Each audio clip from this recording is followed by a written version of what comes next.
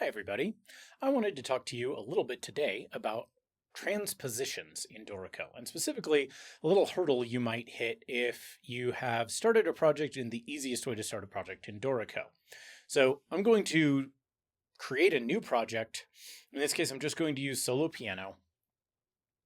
And I'm going to do this not using the create new template here, because the easiest way to create a new project in Dorico, you can do it this way, but if I do it this way, it won't have the issue that I'm about to show you how to work around.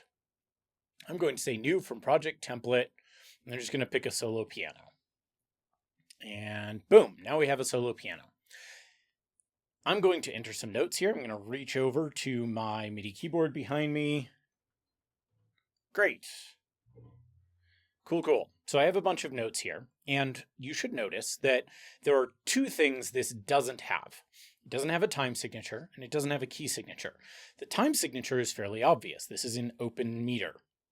However, it might be less obvious that it doesn't have a key signature because open key is the same from a visual point of view as having the key of C major.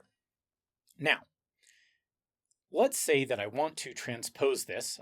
I entered it in C, but I want to transpose it down to, I don't know, let's say B flat at octave 3. And I actually can't say transpose key signatures.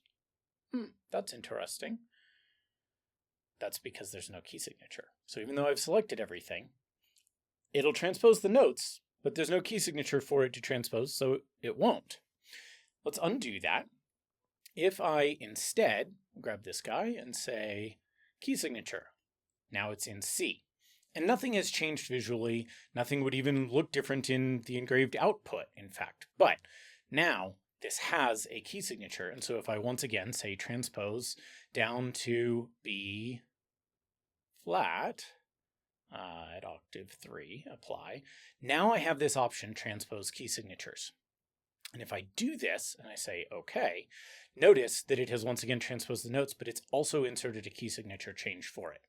The key thing to take away here is that in a default project created not with the new project template screen that I showed at the beginning, but using the new project from template flow, you're not going to get a key signature by default. And that's going to mean that things like transposition may not work exactly the way you expected. And there's good reason for that. You may not want a key signature, and you may not want a time signature. And it's much more difficult to go from having a time signature and whatnot to not than vice versa in the semantic model that Dorico has of notes.